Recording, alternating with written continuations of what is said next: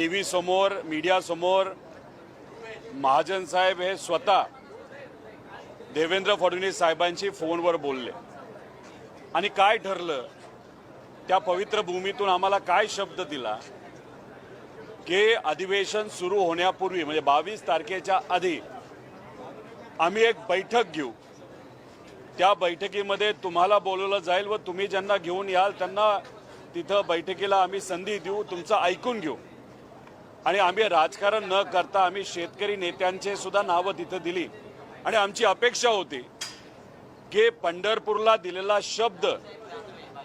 कितीही मोठा राजकारणी व्यक्ती असला तरी त्या पवित्र भूमीतून विठोबरायांच्या भूमीतून दिलेला शब्द हे सरकार पाळेल। पण आम्हाला फसवलं,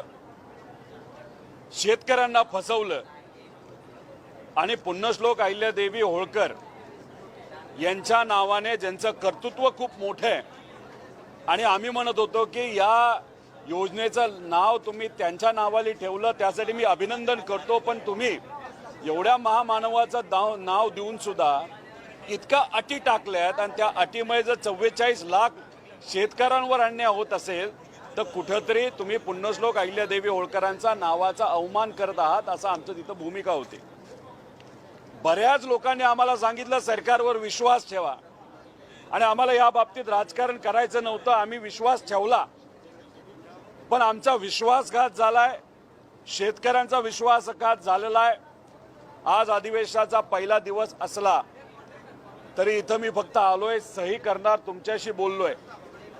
उद्यापासून 30 तारखेपर्यंत मी अधिवेशनामध्ये येणार नाही, मराठवाड्यामध्ये आणि काही इतर जिल्ह्यांमध्ये जाऊन शेतकऱ्यांशी संवाद साधून 29 तारीख सोमवार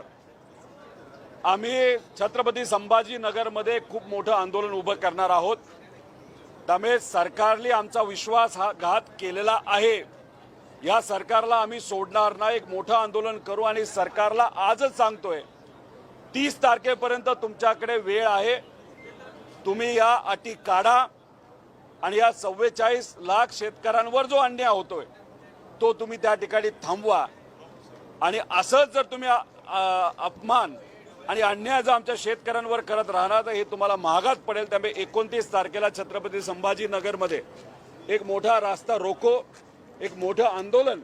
हे आम्ही सर्वजण मिळून आमचा जो विश्वासघात केलाय, शेतकऱ्याचा जो विश्वासघात केलेला आहे त्याच्या विरोधात त्या ठिकाणी आम्ही आंदोलन करणार आहोत आणि या शेतकऱ्यांच्या वतीने या सरकारला जाब विचारणार आहोत की हा अन्याय कशासाठी। दुसरं म्हणजे नुकतेच विधान परिषदेचे निकाल हाती आले।